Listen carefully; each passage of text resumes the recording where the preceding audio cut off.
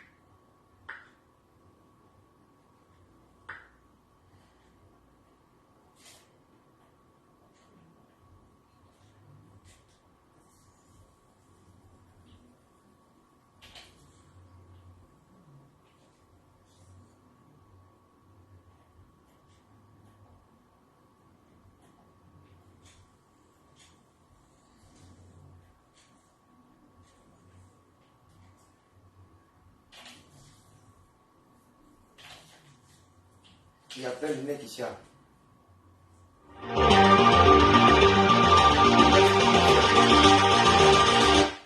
Alors, on va parler de McGill qui décide d'arrêter les travaux, de quitter le chantier de Olembe, du complexe Olembe. Quels sont les mobiles, quelles sont les raisons qui sont avancées? Vous attaquez ce sujet-là dans la correspondance qu'on a vu circuler. Alors, merci M. Séverin Aligambele. La raison fondamentale qui a amené McGill à prendre cette décision est tout simplement qu'il y a indifférent qui oppose cette société aujourd'hui au gouvernement concernant le paiement de ses décomptes. En réalité, depuis le mois de novembre 2019, le ministre des Sports, de concert avec le ministre d'État SGPR, qui est ordonnateur du compte spécial Cannes, ont gelé le paiement des décomptes de McGill, tout simplement parce que nous nous sommes retrouvés dans une situation de surconsommation du budget du projet, et on avait peur que si on continuait justement avec les paiements, on se serait retrouvé dans une situation de siphonnage du budget sans que le projet ne soit livré. Donc pendant un an, McGill n'a pas été payé, et là d'attendre, ils ont décidé de partir.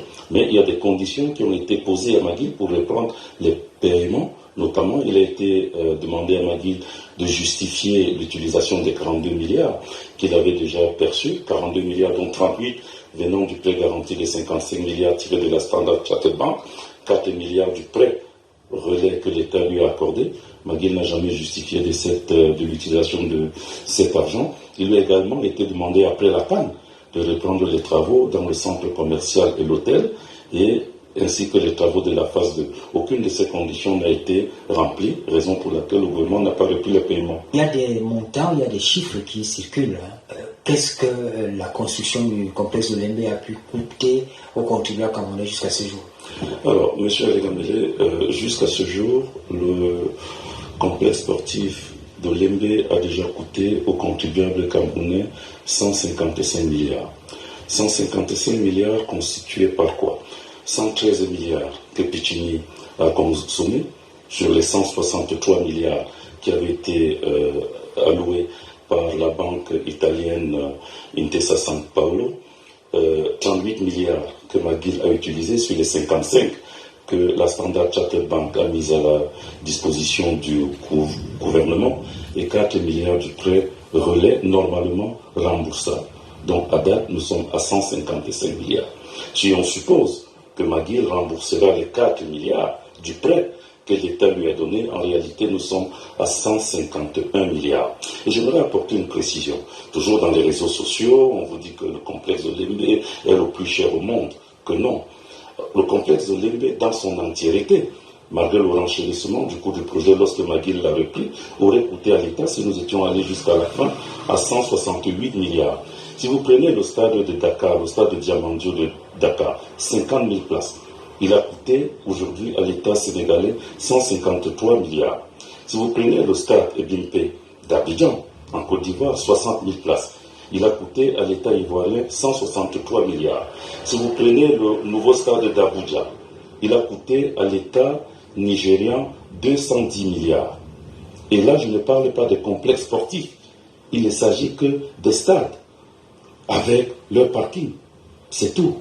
Donc aujourd'hui, le gouvernement camerounais est en train de réaliser l'un des projets les plus optimisés en termes de coûts, et probablement à la fin, on se rendra compte que Olembe sera le stade le moins cher du monde, si on l'extrait de l'ensemble des autres composants du complexe. Finalement, dans cet imbroglio, on ne sait plus exactement où mettre la tête. L'entreprise est partie, le gouvernement va s'ajuster. Quelle est la suite? Alors, la suite, c'est que, M. Séverin Aligambele, nous avons l'expertise locale. Vous savez, 99% des sous-traitants avec qui nous avons travaillé au Olembe sont des PME.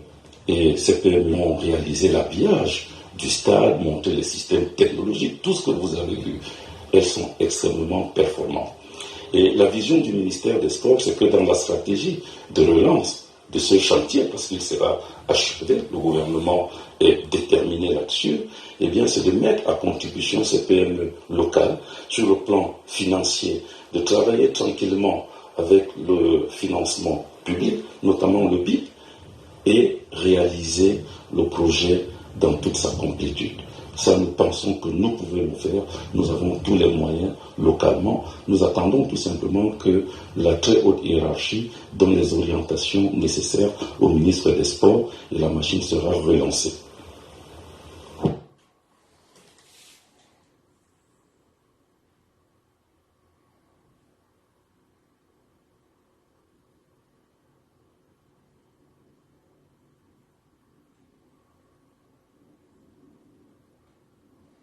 L'argent chez vous pour le ramadan? Rémi Pli, livre.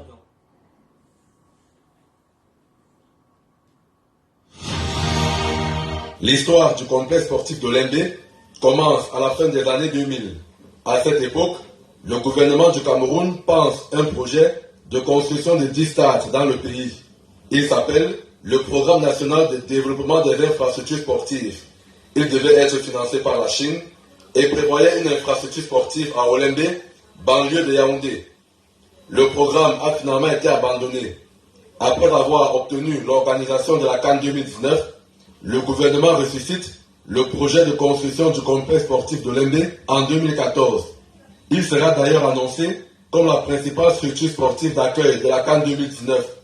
C'est ainsi qu'un marché de 163 milliards de francs CFA est attribué en 2015 de gré à gré au groupe italien Piccini. La mission est claire, livrer le complexe en 2018. Premier couac, les choses ne se passent pas telles que prévues.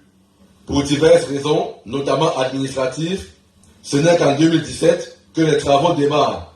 Le chrono tourne, le chantier accuse du retard. Piccini fait venir de l'Italie des bateaux de matériaux préfabriqués.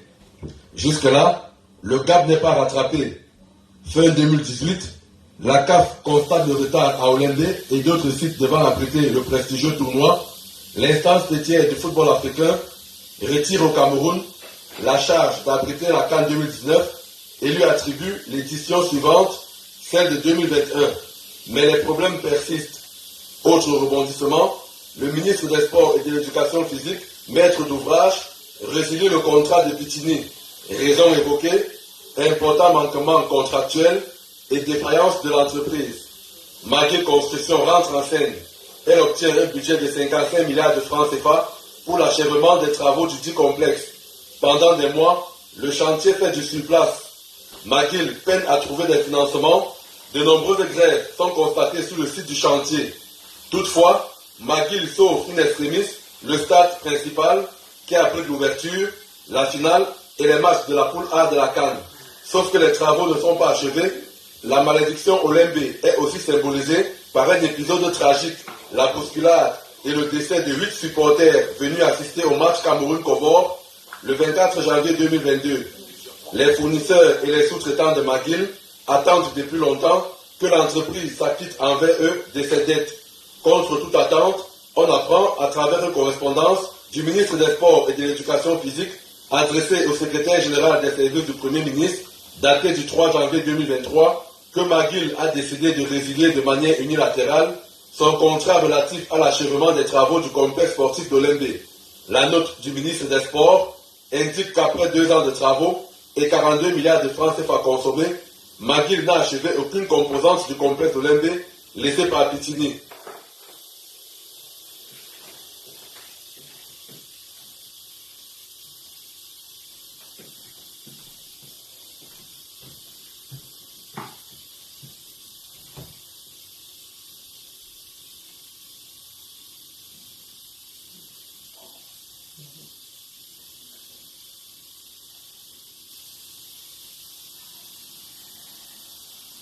Des nations de football, la 43e édition du genre avance à grands pas pour le Cameroun, pays hôte. Et le complexe sportif d'Olembe reste une véritable préoccupation. Après avoir connu quelques mois un ralentissement des travaux qui a d'ailleurs été décrié par plus d'un, le ministre des Sports et de l'Éducation physique, président du COCAN 21, Narcisse Moale Kombi, a fait le même constat le 8 avril dernier lors d'une visite accompagnée des représentants des administrations impliquées dans l'achèvement du projet. Ils ont touché du doigt les réalités de cette infrastructure qui continue de coûter cher aux contribuables camerounais. Quelques ouvriers à la manœuvre s'attelaient ainsi dans le revêtement SN de la cuvette de 60 000 places qui doit rassembler 10 300 pièces de peau de pangolin en 35 semaines. Les travaux de finition du gros œuvre sont achevés. La pelouse continue de recevoir des soins au quotidien. La piste d'athlétisme reste en attente de sa couche de tartan. Les assurances de Narcisse Moelle-Combi et du représentant de l'entreprise canadienne McGill laissent croire à des lendemains meilleurs pour que ce complexe cesse d'être ce fantôme qui hante les nuits de nombreux fans du football camerounais. Certainement, la remobilisation tant souhaitée.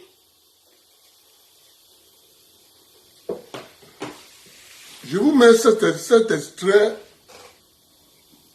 pour vous mémorer Cyril Ntolo. Maintenant, écoutons Cyril Ntolo aujourd'hui. Écoutons Cyril Ntolo aujourd'hui. Ce qu'il nous dit sur l'Africa Foot. Écoutons Cyril Ntolo. Professeur Cyril Ntolo Batou, la question est simple. Est-ce que la procédure conduisant à la nomination de nouveaux coachs des noms indomptables a été respectée? Merci, monsieur le préfet, ici de me passer la parole. Mais avant de répondre à votre question, j'aimerais dire que peut-être vous vous êtes trompé sur le diagnostic, sur les causes de ce qui se passe aujourd'hui. Vous avez dit en introduction que tout est parti de la nomination du nouveau coach par le ministre des Sports. Non. Là, c'est une conséquence.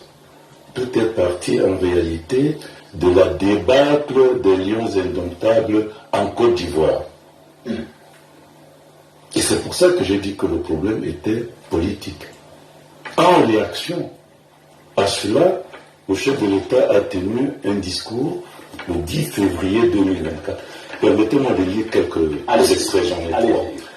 Voici ce que le président de la République dit. Comme moi, vous avez été certainement déçus par l'élimination de nos Lions indomptables lors de la Coupe des Nations qui se déroule actuellement en Côte d'Ivoire. C'est ce qu'on ressentit à lui. Il fait un diagnostic. La victoire n'est toutefois pas le fait du hasard.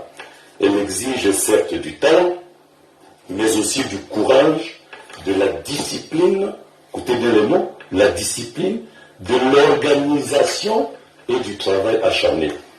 Diagnostic du chef de l'État. L'État, dans le contexte difficile actuel, qui est le nôtre, consent de lourds sacrifices financiers à cet égard. Il est donc en droit d'exiger une meilleure organisation et de meilleurs résultats. Et qu'est-ce qu'il apporte comme solution? Nous allons y veiller. Le gouvernement et tout particulièrement le ministre en charge d'export ont reçu des instructions claires sur le sujet. Voilà ce que le chef de l'État a dit. Qu'est-ce que le ministre a fait? Il y a eu des réunions à la primature. Tout le monde le sait.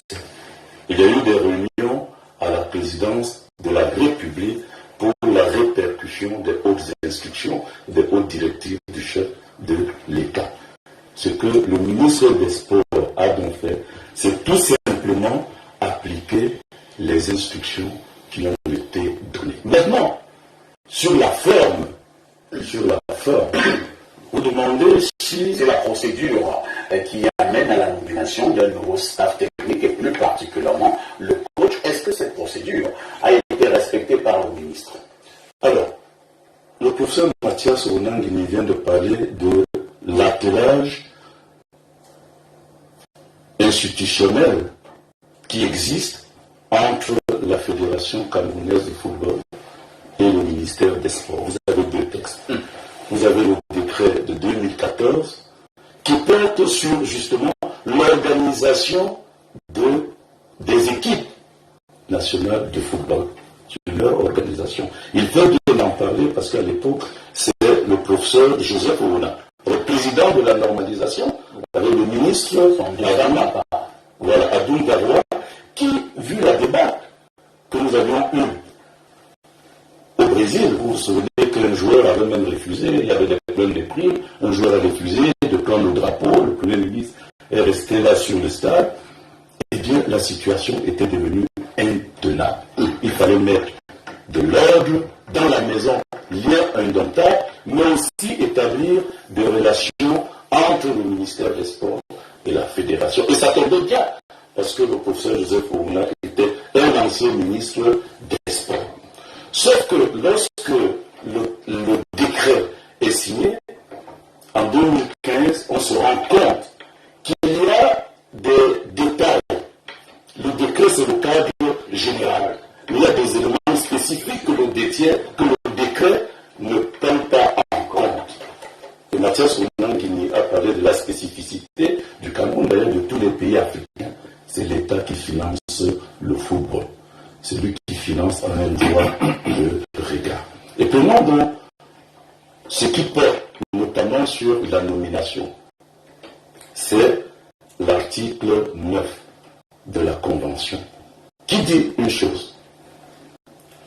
Les membres, je vais dire, allez, on s'entend. Les membres des structures d'encadrement des sélections nationales de football sont recrutés soit sur la base d'un contrat signé par le président de la Fédération camerounaise de football, après avis obligatoire du ministre chargé des Sports, donc le président de la Fédération peut nommer l'entraîneur, mais il doit préalablement informer, solliciter l'avis du ministre des Sports. Deuxième hypothèse, soit sur la base d'une mise à disposition par l'État. Ça veut dire que l'État peut recruter de manière individuelle, l'encadrement et mettre à la disposition de la FECAFOOT. Par contre, la FECAFOOT ne peut pas recruter de manière individuelle un entraîneur sans préalablement informer l'État. Alors la question est de savoir, est-ce que la démarche du ministre respecte, c'est ma question, le sens même de ce texte? Oui. Pourquoi? Parce que la fédération a été impliquée dans le processus qui a abouti à la nomination de M. Marc Brice. La FECAFOOT ne l'a pas reconnu. Alors, prenons donc la correspondance du président de la FECAFOOT adressée au ministre des Sports en date du 12 mars. Elle est où? Monsieur le ministre, à Monsieur le ministre des Sports, liste restreinte pour le poste de sélectionneur de l'équipe nationale Fagnon. Voici le texte. C'est vrai qu'il évoque le décret de 2014, soit, mais il transmet, le président de la fédération transmet trois candidatures au ministre des Sports. Hervé Jean-Marie Roger Renard, José Victor dos Santos Peizero, Fabio Carnavaro. Et il n'y a pas de ces coachs n'a été retenu. Non, je veux parler d'abord de l'implication. Le problème n'est pas est-ce que les coachs ont été retenus ou pas. Est-ce que la fédération a été impliquée ou pas. La fédération a été impliquée puisqu'elle a envoyé des dossiers de candidature. Très bien, évolue. Alors, maintenant, dans le processus, il y a un groupe de travail qui a été mis en place. Et ce ne sont pas les seuls dossiers de candidature, il y en avait une trentaine. Lorsque je parle des instructions, qui, ici, autour de cette table, connaissent les instructions qui ont été données au ministre des Sports dans les conditions financières difficiles de l'État en ce moment? Personne autour de cette table. Mais il fallait faire des choix. Juste pour vous donner des éléments de réponse, le salaire demandé par les trois candidats de la FECAFOOT, M. Hervé Renard, 2 400 000 €, ça fait 1,6 milliard de francs CFA. M. Aram, 1,6 milliard. M. Dos Santos, 1,5 million d'euros. Ça fait 1 milliard de francs. Il y a quand même 4 millions. Bon, 900. Voilà, presque. Monsieur Fabio Cannavaro, même chose. Alors, j'ai ici un autre document sur lequel le groupe de travail s'est appuyé. Voici. Candidature au poste d'entraîneur-sélectionneur. C'est tous les candidats qui ont été passés au crible avec leurs prétentions salariales. Et dans ce document, vous allez voir que tous ont le même diplôme, UEFA Pro. Et celui qui a le salaire le plus bas en termes de prétention, c'est M. Marc Brice. Vous savez combien il a demandé? 40 000 euros par mois. Donc 420 000 euros l'an. Voilà. Juste pour dire que... Ça fait combien en CFA? En CFA, ça fait à peu près 275 millions. Voilà. 275 millions. Et qui constitue le groupe de travail? Le groupe de travail a été constitué par des personnes ayant l'expérience, dont effectivement des collaborateurs du ministre formés à l'INJS. Et les gens de la FECAFOOT n'étaient pas ce soir. Les gens de la FECAFOOT n'ont pas été associés à l'évaluation. N'ont pas été associés à l'évaluation. D'accord. Mais je voudrais juste pour vous dire que sur la classification qui a été faite par ce groupe de travail, je vais vous dire les places occupées par les dossiers de la FECAFOOT. Monsieur José Pézero est numéro 2, ici. Le premier, c'est Marc Brice. Deuxième, José Pézero. Troisième, Hervé Renard. Voilà. Pour dire, je ne comprends pas bien. Ça, c'est le document qui vient de la FECAFOOT. Non, c'est le document du groupe de travail et qui a classé les dossiers après examen. Le premier, c'est M. Marc Brice. Le deuxième, c'est M. José Pézero, dossier envoyé par la FECAFOOT. Le troisième, c'est M. Hervé Renard, dossier envoyé par la FECAFOOT. D'accord. Peut-être que je ne suis pas intérimaire, mais un petit élément. Il y a des critères financiers, mais est-ce qu'il y a aussi des éléments de critères sportifs? Parce que dans le classement, si on se dit par exemple qu'on a un horizon africain, on a Renard qui a 2 fois gagné la CAN. Comment se fait-il que Renard soit classé 3e? Est-ce qu'on a simplement privilégié les critères financiers ou on a aussi pris les critères sportifs? Ça, c'est une pondération. Alors, les critères, tous les critères ont été pris. Les critères de langue, le diplôme, l'activité, le staff, les critères financiers, les critères techniques. Et comment on répondait? Je vais planter dans le détail. Monsieur le professeur, c'est qu'il a compris. Lorsque un étudiant passe avec 12 sur 20, c'est une pondération. Le professeur le sait. C'est la pondération qui établit l'orientation du classe. On a compris. Je voudrais c'est pour ça, si vous permettez, j'ai juste dit quelles sont les instructions qui ont été données au ministre des Sports dans les conditions financières. On a bien compris pour cette eau. Je voudrais que cette émission soit très éducative et très pédagogique. Parce que ça va dans tous les sens au niveau de l'opinion publique.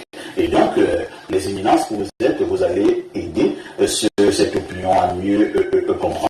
Sur les Honoriolo, nous sommes partis finalement pour une bataille de correspondance, même comme moi j'insiste que tout est parti de la nomination du coach. Le professeur Toloma regarde tout à l'heure. Passons, lorsqu'on a nommé le coach, ou bien lorsque le ministre a nommé le coach, le lendemain, on a vu la FECAFOOT réagir en apportant d'abord son étonnement, sa surprise, en stipulant clairement que la réglementation a été foulée au pied et en apportant une désapprobation. Par la suite, quelques jours après, on a également une autre correspondance du ministre des Sports, abondante correspondance, qui recadrait, entre guillemets, la Fédération camerounaise de football, notamment son président, en apportant un certain nombre de précisions. Par la suite, nous avons eu ce COMEX, le comité exécutif de la FECAFOOT,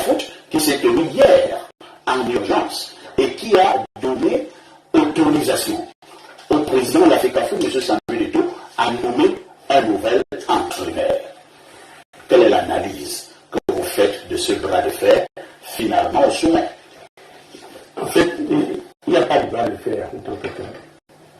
Surtout seulement que il y a un enseignant émérite de droit universitaire qui a décidé de brocarder le droit, qui a décidé d'utiliser ces éléments. Vous voulez parler de qui? Mais son ministre. Quand vous avez écouté Cyril, je suis désagréablement surpris et déçu. Et je me souviens encore, c'est là on la voit toujours dans le gouvernement. Je me dis, on va avec les stades de Lembe. Il a tapé la bouche plusieurs fois et jusqu'aujourd'hui, le stade, le complexe n'est pas sorti de terre. Et là, je me dis encore, avec l'histoire du ministère, comment il ne pouvait pas, M. Tournon, défendre cela. Mais si on le conduise, n'est-ce pas, dans la brocante du droit et dans la féterie du droit, on allait venir sur des choses simples, lesquelles, hein? D'abord, parfait, on aurait été épargné de ces choses. Si on avait commis, il n'avait pas la rancune, n'est-ce pas, ou le désir de se venger contre Eto'o. Qu'est-ce qui a manqué à ce monsieur qui est enseignant de droit? Ce monsieur qui est diplomate sur les bords, parce qu'il a quand même dirigé l'élite. Ce monsieur qui a été conseiller spécial du président. Qu'est-ce qu'il a manqué pour qu'il appelle Eto'o, qui discute conformément, n'est-ce pas, à l'article 3 du décret du 26 septembre 2014, n'est-ce pas? Il aurait pu l'appeler, il discute, il dit par exemple, ok, moi je propose le code, je propose la bien machine, on n'en serait pas arrivé là. Mais sauf que, utilisant mal les instructions du président, je voudrais qu'on avait même ces instructions, parce qu'il a dit, le président, parce que dans sa correspondance, il pleut, qui a été du bavardage, parce qu'il n'y a rien d'intéressant là. Il dit, tout à l'heure, que le président instruit la mise en œuvre de certains nombres de mesures correctives et adéquates. Le discours du président était un discours éminemment politique, parce qu'après la découverte des Lions, encore qu'il le fit en 2014, après le début, n'est-ce pas?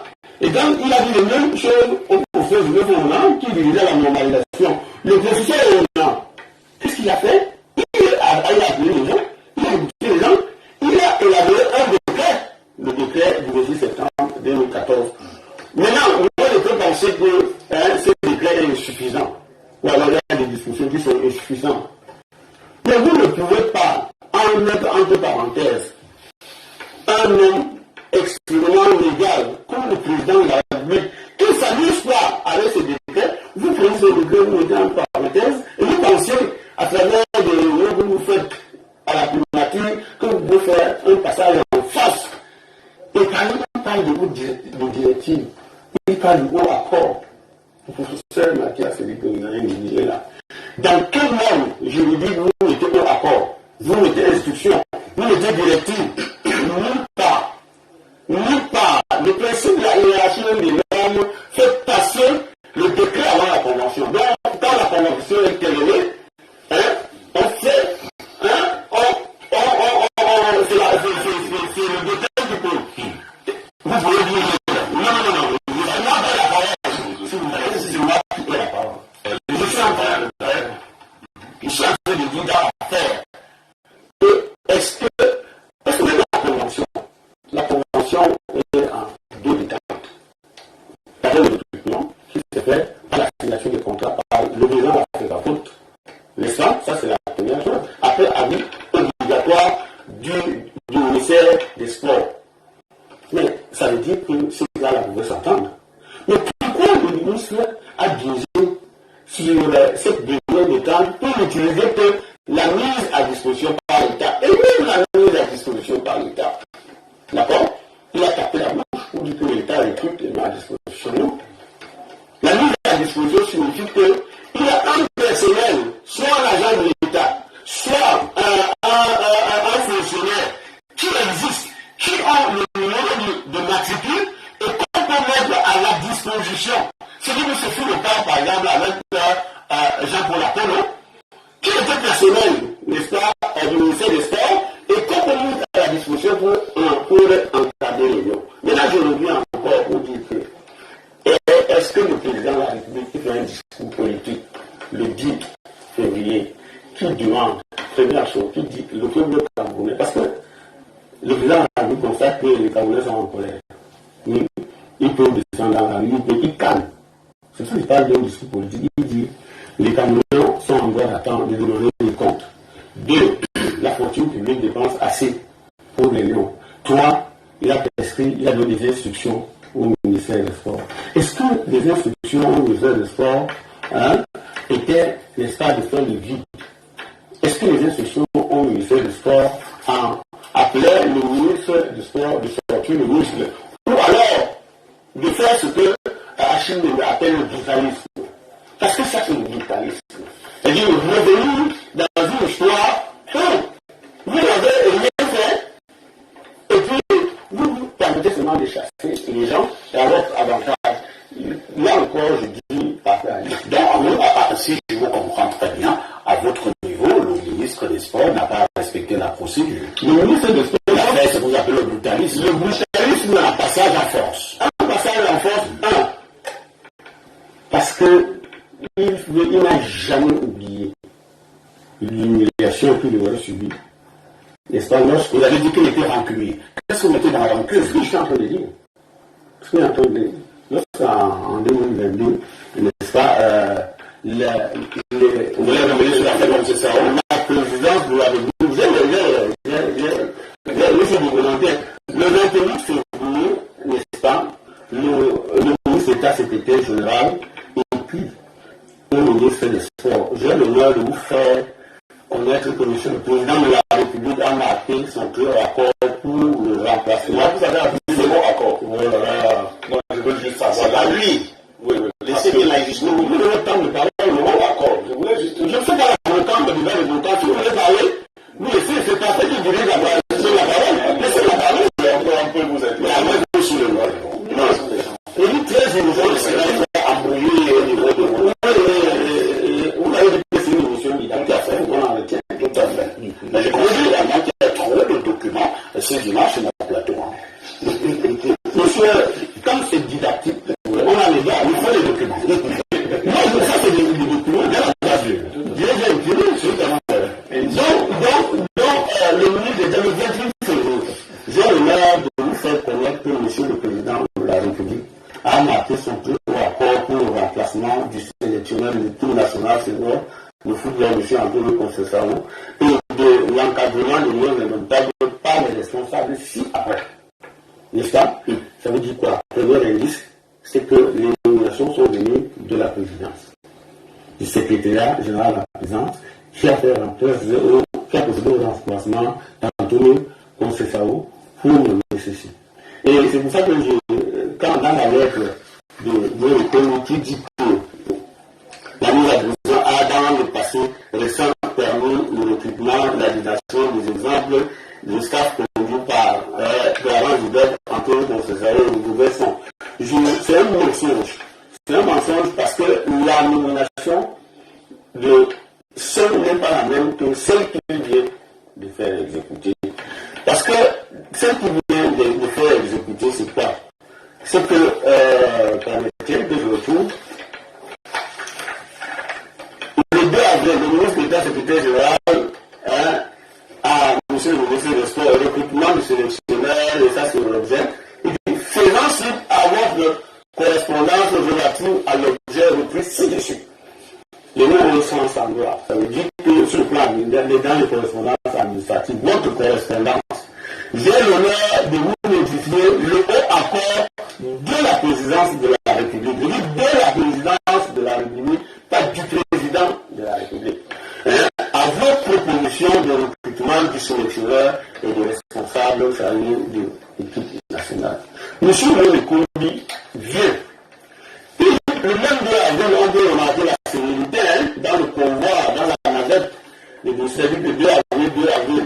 Monsieur moi, le ministre des Sports et de l'Éducation physique commune, faisant suite aux hautes directives du président de la République, il n'y a pas ça dans la correspondance du SGPR, et conformément à ce haut accord, il n'y a pas de haut accord du président de la République dans la correspondance du SGPR sur le banditisme politique.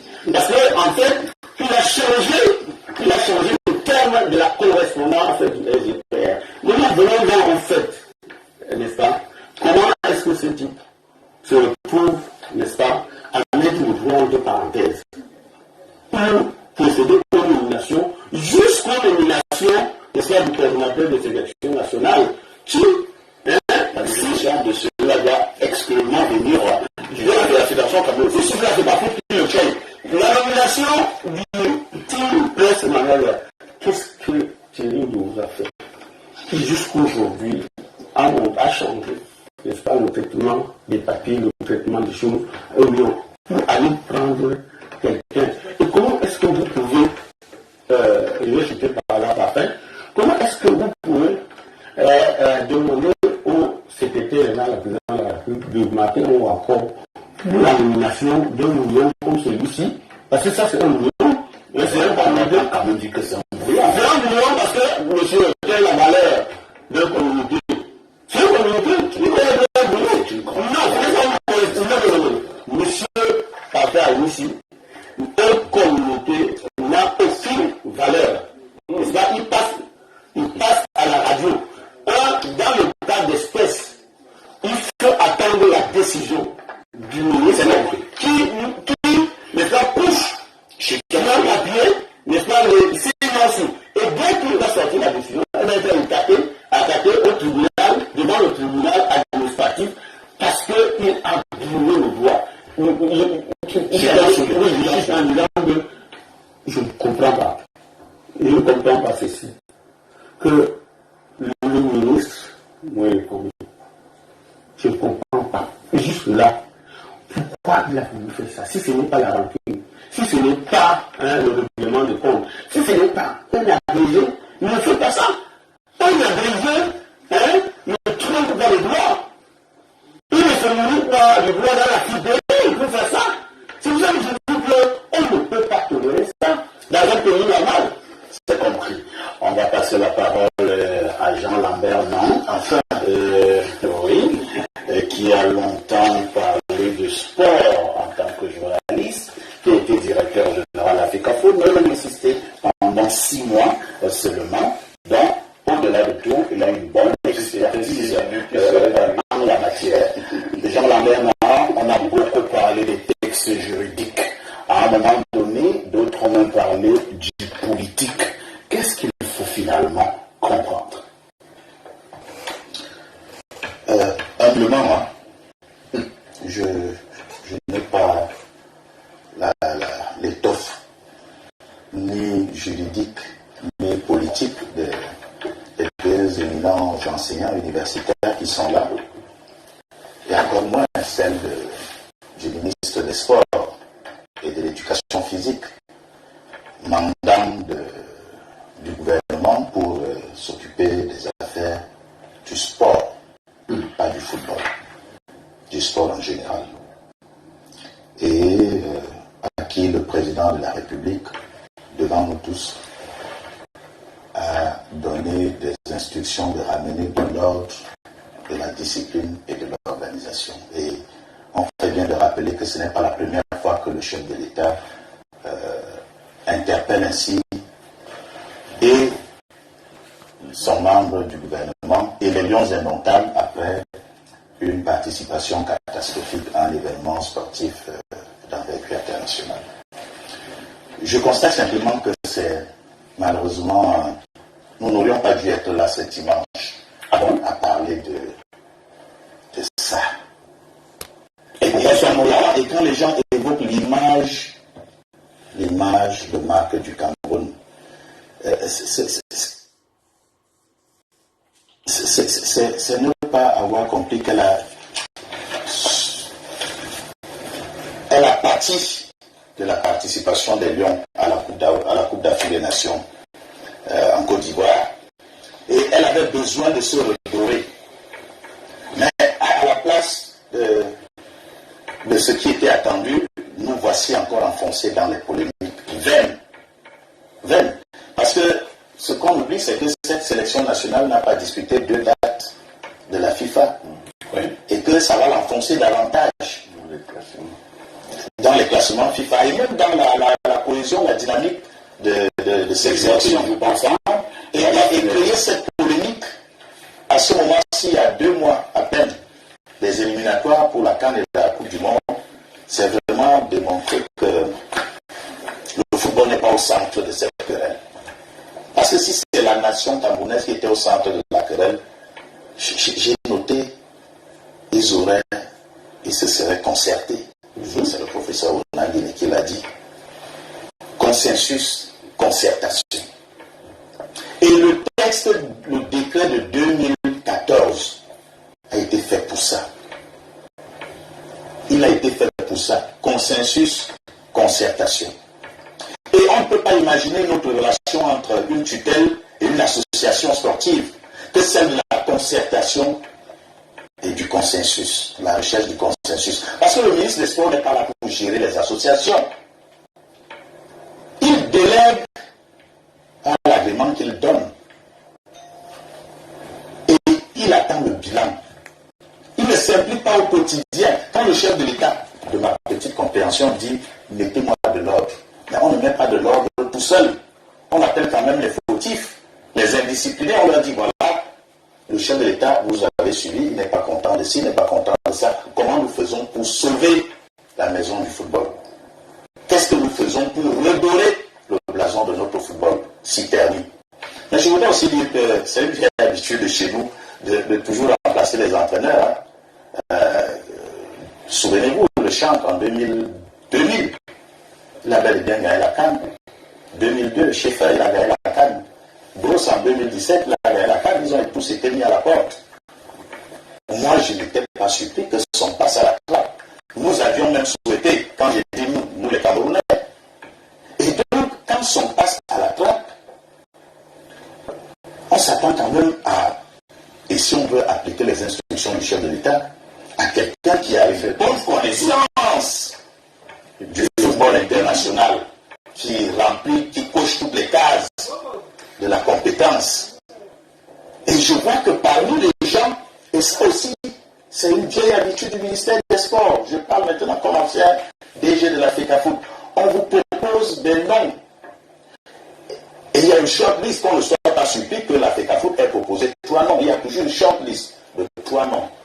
Et c'est parmi les 3 noms que vous devez choisir. Et je voudrais dire qu'en la matière,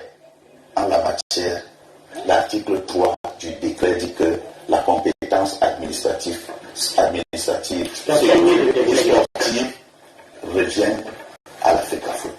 C'est la FECAFOOT qui a les éléments. Quand on me dit que des ex-élèves de l'INJS, bon, fonctionnaires, et peut-être pas entraîneurs de football, fonctionnaires au ministère, ça sert pour désigner un entraîneur. Ils ont désigné, ils ont recruté, je ne sais pas. Où est-ce que je les connais, ils ne sortent jamais du triangle national. Comment ils ont fait pour savoir que Marc Brice, puisque la FECAFOOT a donné une liste de 3 entraîneurs, et qu'on allait choisir quelqu'un qui n'est même pas de la short list, ça veut dire qu'ils avaient déjà leur plan. Et cela alimente les rumeurs qui font croire que chaque fois qu'on prend un entraîneur par cette voie-là, par cette procédure tronquée-là, il y a quelqu'un derrière qui touche le subside.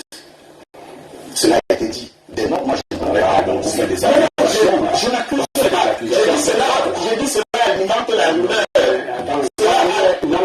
On sait que c'est la chose qui est derrière le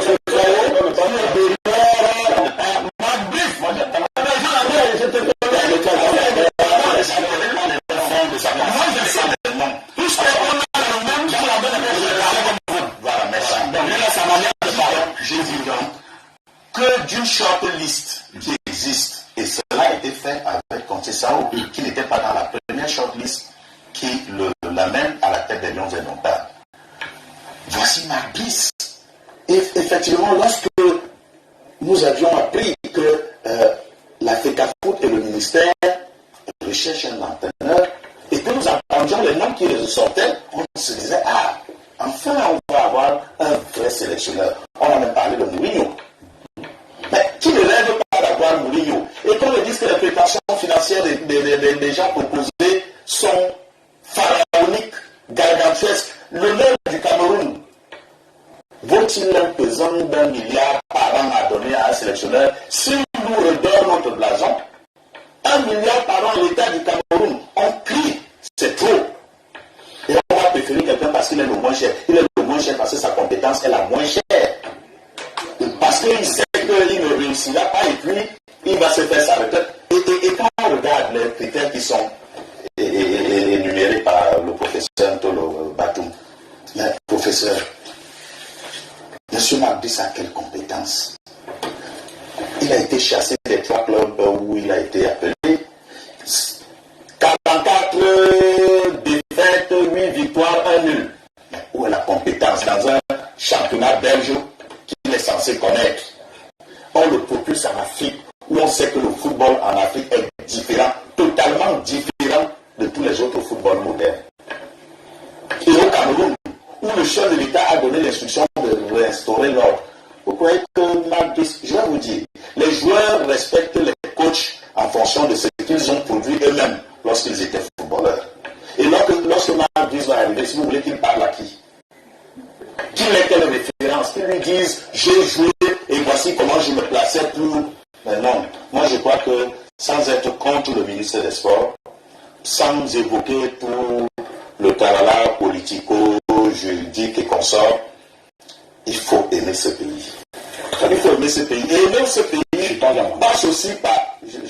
de tous ceux qui m'ont précédé, je crois que je suis le moins...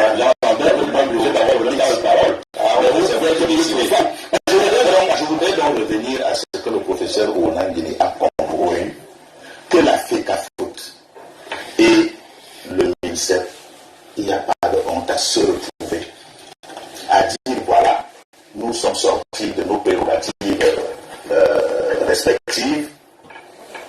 Le peuple, parce qu'il ne faut pas seulement évoquer le peuple quand il s'agit de politique, le peuple n'est pas d'accord, professeur Tolo. Qu'on nous ramène à Marquis, vous me direz oui, qui était, j'ai entendu quelqu'un dire qui était Jean-Vincent avant qu'il n'arrive au Cameroun. Qui était qui était Nepomniachtchi avant qu'il n'arrive au Cameroun. Qui était le roi arrive au Cameroun. Alors, merci professeur. Alors, si cela sont même arrivés à ce moment-là, attention-nous maintenant, tous les gros indomptables ont acquis une aura mondialement reconnue et méritent à leur tête pour un Hervé Renard. Vous n'avez pas vu en Côte d'Ivoire, dès qu'il y a eu un petit problème, on a pensé à Renard. Il connaît le contexte africain. Il a déjà entraîné en Afrique. Il lui a fait gagner. Mais c'est lui qui était à la manette derrière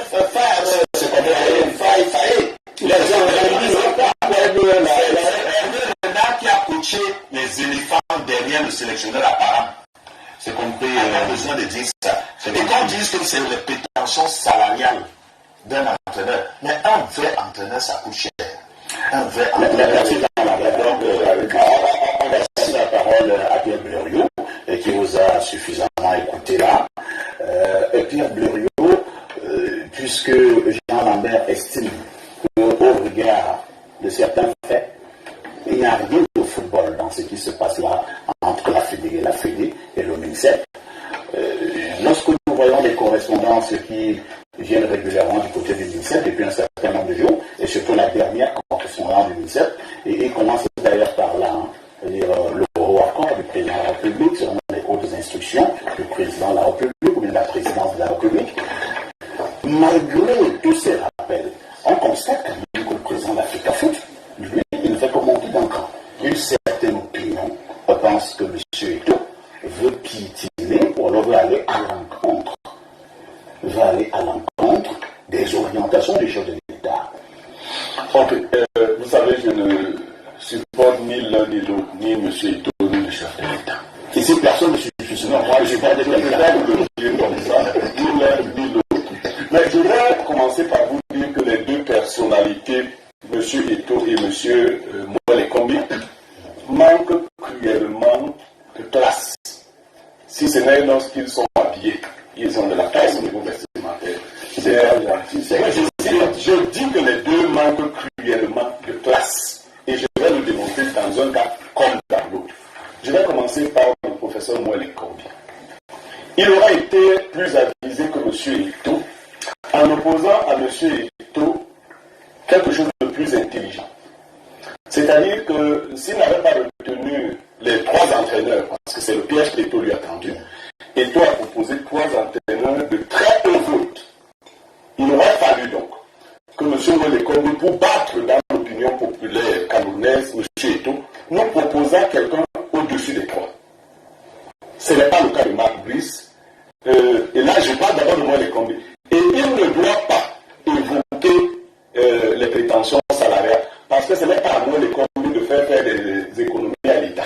Par le passé, il ne l'a pas fait. Donc, je comprends vraiment, tu n'aimes pas trop le Cameroun pour nous faire épargner 1 milliard 800 millions ou 600 millions. Ce n'est pas ça ton problème. Tu aurais pu même prendre un entraîneur qui nous aurait coûté 2 milliards et demi par an, un José Mourinho, que les Camerounais auraient dit que tu n'aurais même pas eu le courage, je pense, de venir affronter le résultat final. Là où tu as échoué et là où tu avais pu effectivement prendre quelqu'un dans la brocante en lui donnant 300 millions. Moi, quand je construisais mon domicile, j'ai eu 2 propositions de personnes. Il y a un monsieur qui m'a dit, tu me donnes 40 millions de main d'œuvre. Oh. Il y a un autre qui est venu me dire, si tu me donnes 10 millions, j'ai chassé le monsieur de 10 millions. J'ai compris que le type, c'est dans les matériaux qu'il va s'approvisionner.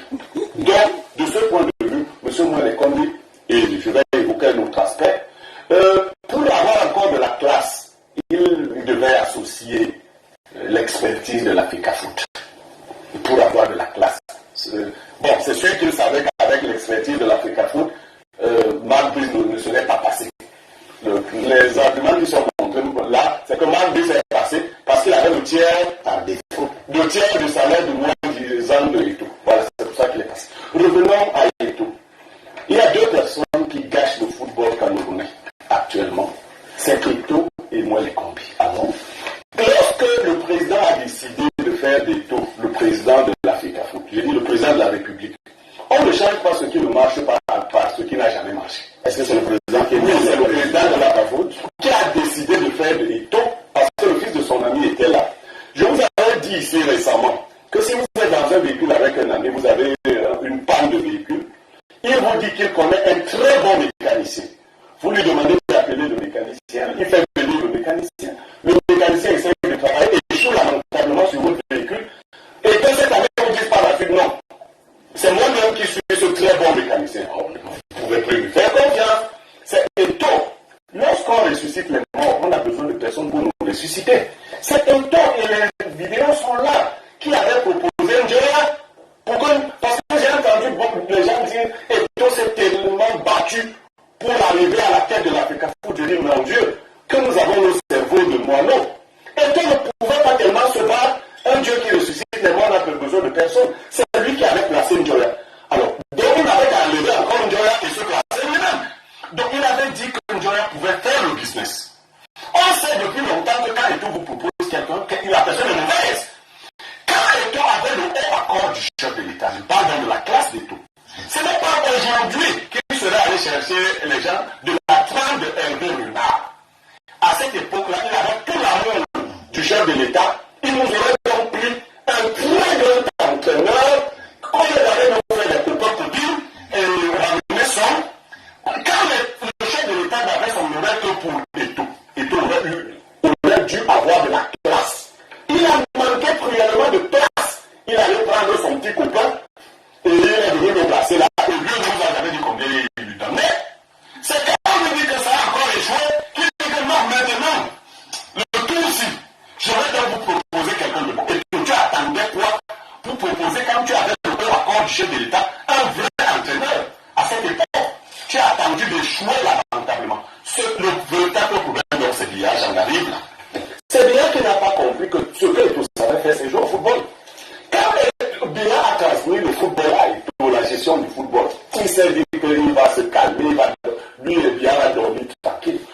Aujourd'hui, la vraie solution, c'est d'enlever les taux à la FECAFOOT.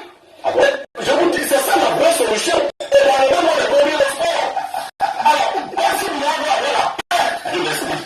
Parce que, du point de vue du droit, Eto est capable, dans le droit, de bloquer le ministère.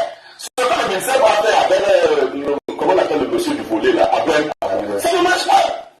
Il se fait pas marcher. Donc, quand vous voulez quelqu'un de coopérant, vous voulez quelqu'un qui est docile, quelqu'un qui fait bien les choses avec vous, vous ne prenez pas un enfant de Nouvelle-Rwanda qui dit que si on lui manque de respect, il vous manque de respect trois fois. Donc, dans le système de l'IA, on n'est pas les gens qui font ça et tout le fait. Et s'il le faisait avec classe, beaucoup de gens disent ici que moi, les combis auraient dû appeler Eto. Vous avez vu les accidents de Léo. Lorsqu'il avait l'impression d'avoir marché sur moi, les combis, nous c'était de prudence. Il était carrément devenu méprisant. Ça, c'est mon point de le partager. Il ne suffit pas déjà pour que vous le partagez. Non, il ne suffit pas ce point de vue pour que vous le partagez. Donc, Eto était devenu tellement suffisant que le ministre a cru à son tour devoir commettre la même bêtise qu'Eto en redescendant au niveau d'Eto. Il n'y a pas eu l'expertise nécessaire. Le premier à parler de ce texte dont vous parlez aujourd'hui, et que quand il a intervenu le professeur Joseph Ouna, il avait fait sous le ministre Bidonkwat. Le ministre Bidonkwat avait convoqué une réunion un jour et avait fait asseoir quelqu'un qui n'est même pas de l'administration à sa place et avait discuté avec la FECAFOOT. C'est la première fois qu'on évoque. Je parle pas de Bidonkwat. Je parle de Bidonkwat. Et la personne qui avait discuté de ça est assise à la table de Bidonkwat s'appelle Joseph Antoine Bey. Je vous dis que c'est cette question avait été calculée et à l'époque la FECAFOOT avait été étonnée que Bey dise qu'il revient à la FECAFOOT de nommer les entraîneurs.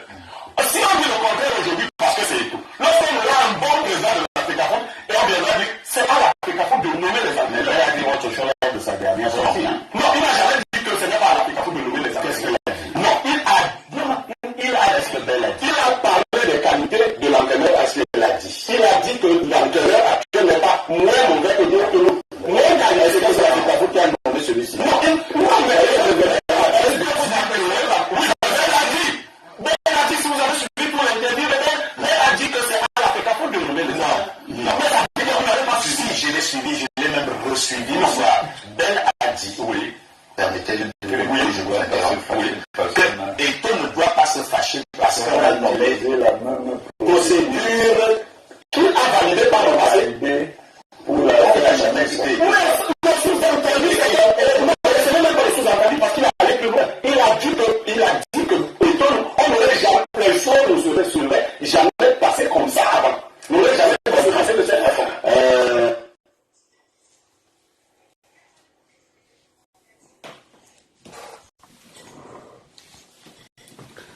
J'ai pris de la peine pour vous faire suivre ce passage de l'émission pour que vous voyez à quel point notre pays est dirigé par une attaque. Je répète ça aujourd'hui. Méfiez-vous avec les médiocres. Je le répète encore aujourd'hui. Je prends toujours l'exemple sur moi. Je ne vais pas prendre l'exemple sur les autres personnes. Sinon, on va me dire, mais Abel, prends l'exemple sur toi. Donc, je prends tout l'exemple sur moi. Moi, j'ai travaillé chez Bolloré. 15 ans. Bolloré, c'est un mastodonte. C'est la maison de la haute incompétence que j'ai jamais vue en Afrique au sud du Sahara. Je parle, je suis en monde de prison, les gens me voient. Ceux qui ont travaillé chez Bolloré, quand un gars connaît quelque chose, il le dit publiquement. Je dis que chez Bolloré, ce sont des incompétents. Parce que moi j'arrive chez Bolloré en janvier 2000. Écoutez-moi très bien. Quand je dis janvier 2000, c'est là où j'ai eu mes papiers. Mais en fait, j'arrive là-bas en fin d'année 99. Je vous rappelle, je suis le premier mécanicien. Il ne faut pas que je parle, je suis en direct. Je suis le premier mécanicien qu'on a recruté chez Bolloré et qui avait un parcours académique qui finissait à la fin avec un diplôme de bac technique sur un effectif de 158 ouvriers. Je pose la question, mais je suis où? Tu parles de mécanique avec quelqu'un, il ne connaît même pas les noms des pièces. Je dis que, mais toi, tu es mécanicien.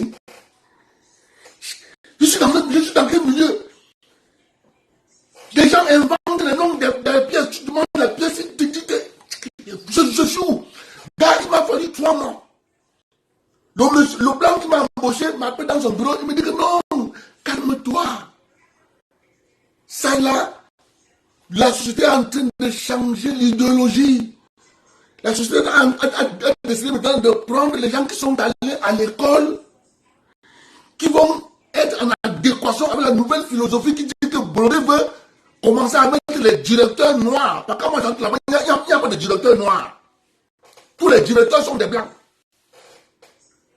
C'est comme ça que M. Cole me dit non, calme-toi, calme-toi. Parce qu'il m'a vu travailler chez c'est un blanc à Bonaparte. Il dit que merde, qui a travaillé ça? C'est là où on dit que non, c'est un jeune mécanicien qui est ici. C'est ça qu'il dit qu'il veut me voir. On me donne sa carte de visite, il m'envoie le rencontrer. Quand il m'embauche, je dis que mais qu'est-ce que je vois là? C'est quoi ça? J'étais petit comme ça. Je trouve que je suis dans un milieu où les gens font la mécanique. On faisait comme ça hier. Donc je dois aussi faire ça comme ça aujourd'hui. Je dis que mais non, c'est pas comme ça qu'on travaille. Quand on travaille, lorsqu'une machine arrive, tu dois d'abord prendre la machine, tu la laves, tu la mets en position, après tu commences à poser le diagnostic en fonction des déclarations du chauffeur. Papa, oh, les enfants qui ont fait l'école veulent venir.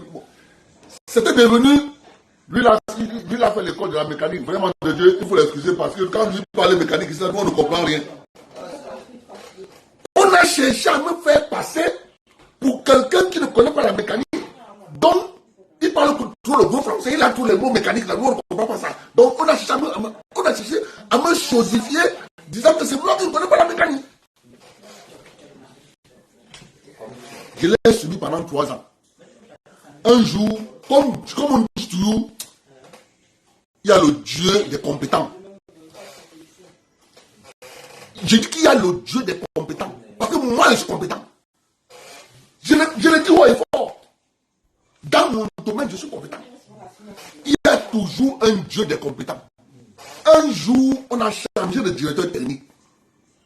Le nouveau directeur technique qui est arrivé, il vient du Gabon. Un samedi, moi je suis au travail. Nous sommes 3 dans la section engin lourd.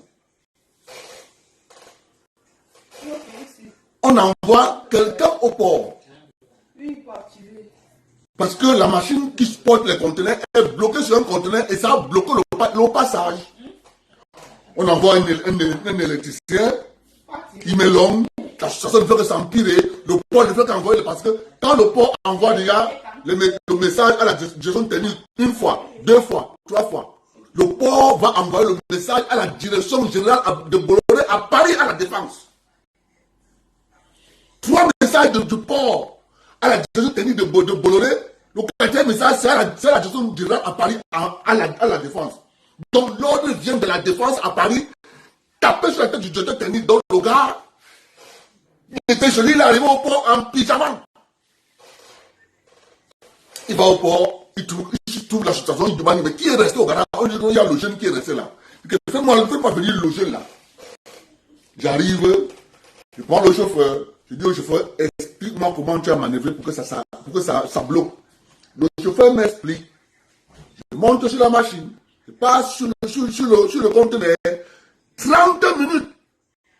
La machine, j'ai dit au chauffeur, démarre, le chauffeur démarre, il a chauffé le conteneur, papa, il a déposé, déplacé, il dit, mais comment vous avez fait pour faire 8 heures, bloquer tout le port?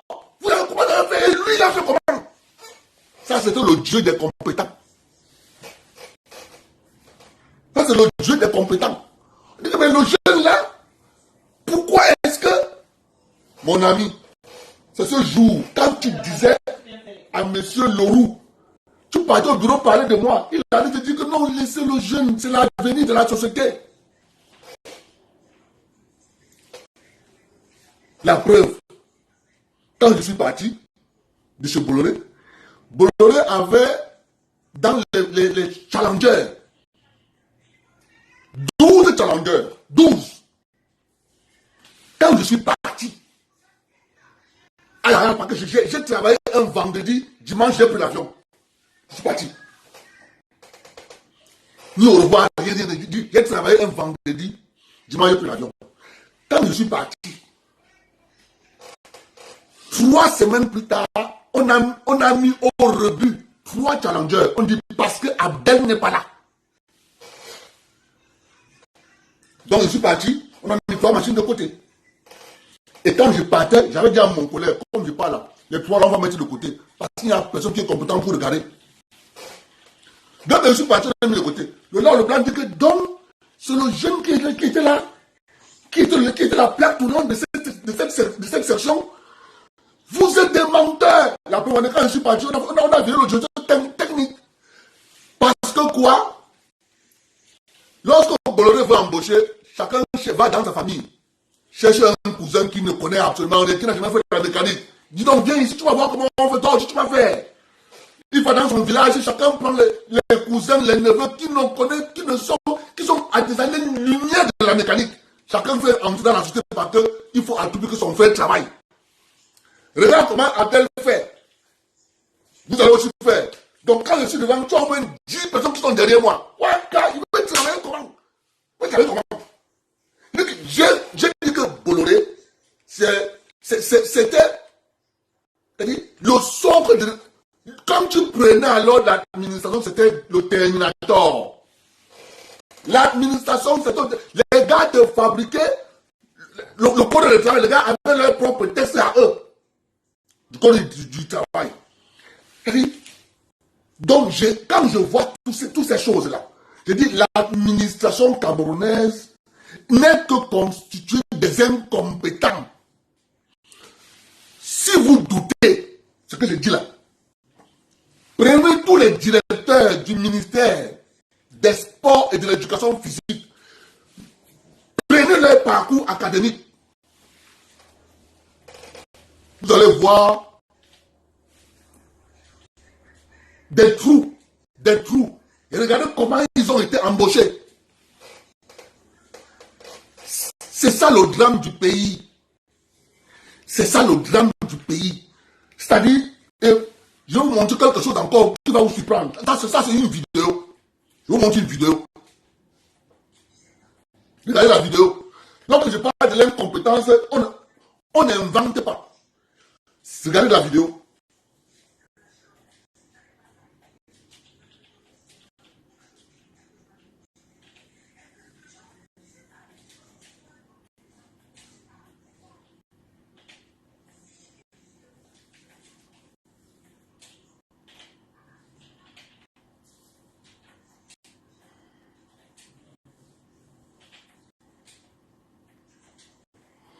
Je vais vous montrer une vidéo.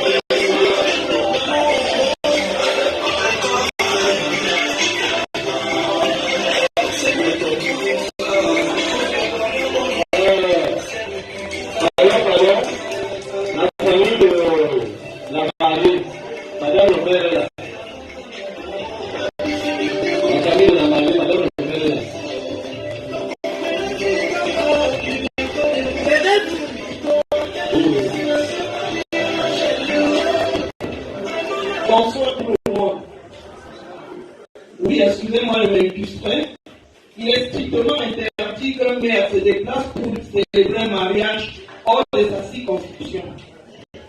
C'est interdit par la loi.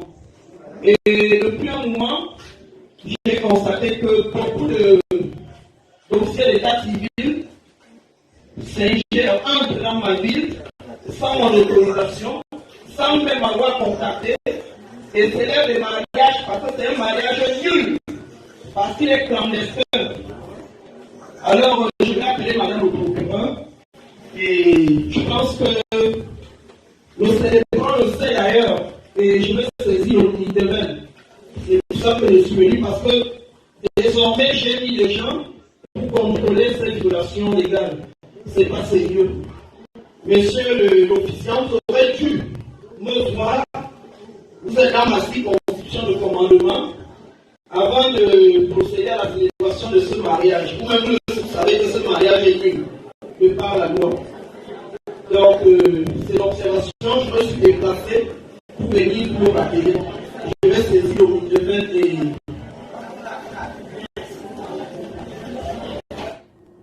C'est-à-dire, on a vu un Français. Ce que vous voyez là, c'est un maire.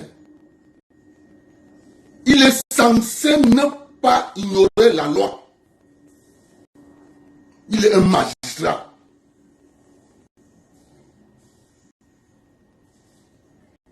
Il sait que lorsque un magistrat veut se déplacer pour aller célébrer un mariage dans une autre circonscription administrative, il doit d'abord avoir l'autorisation du maire de la localité.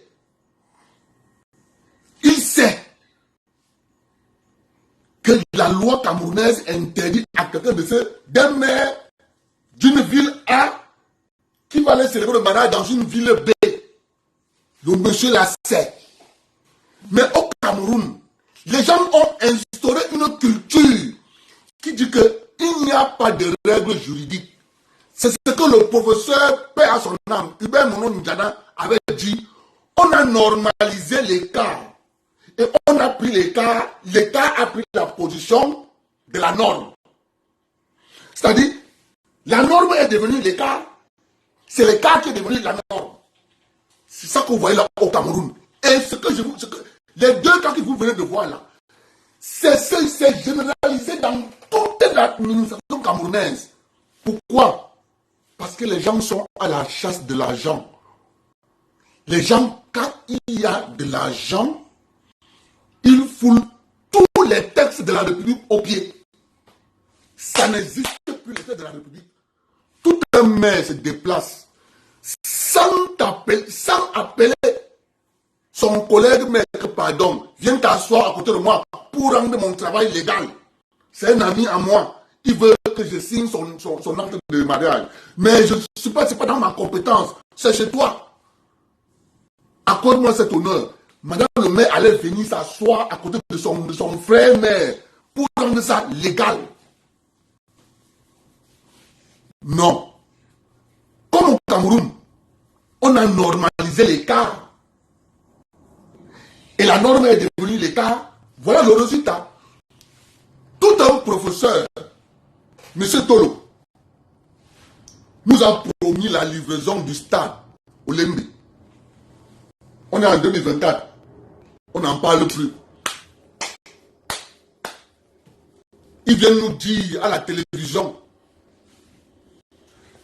que le décret présidentiel n'est pas clair dans le recrutement d'un entraîneur.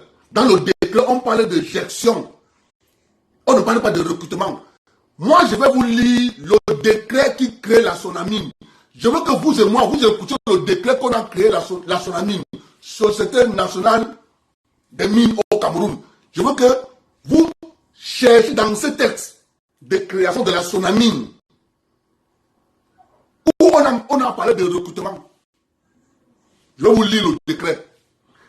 On en a marre des imposteurs, des bandits, des gens qui n'ont qu'une seule idée. Maintenir que c'est l'écart qui est la norme. ils utilisent tout genre d'artefacts pour maintenir que c'est les cas qui doivent rester la norme.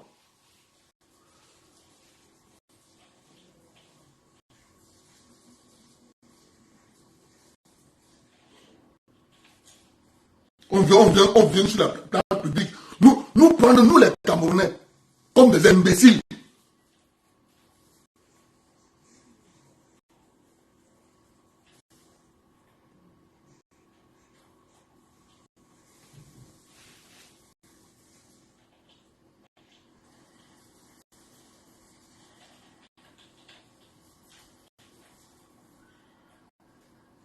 Ces gars exagèrent.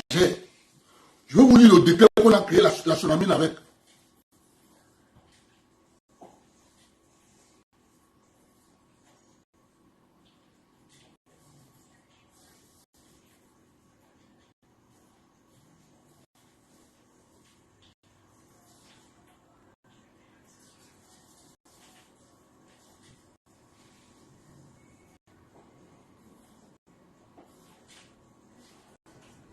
Je vous lis ce décret. Les gens, quelqu'un, comment tu peux être directeur général d'une entreprise?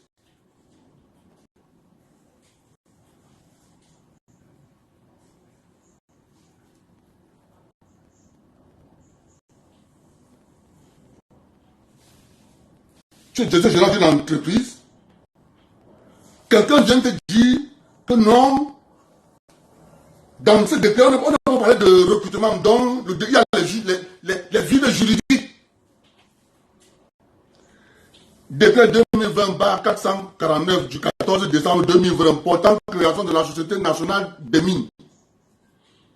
Le président de la République, vu la Constitution, je laisse. Décret, chapitre 1er, disposition générale. Le président décret porte création de la Société nationale des mines, en abrégé Sonamine. Ici, après désignation Sonamine. La Sonamine est une société à capital public ayant l'État comme actionnaire unique. Je laisse les autres alinéas. Il faut que je vous lise les grands titres. Chapitre 2. Les missions de la Sonamine. Je vous lis les missions de la Sonamine. À ce titre, elle est chargée notamment de réaliser l'inventaire des indices miniers en liaison avec les autres administrations et organismes compétents. Dans la mission de réaliser l'inventaire des indices miniers en liaison avec d'autres administrations, elle ne doit pas recruter. Là-dedans, comme on n'a pas dit qu'il faut recruter les gens pour faire cette mission-là, il y a un vide juridique d'après les gens du ministère des Sports.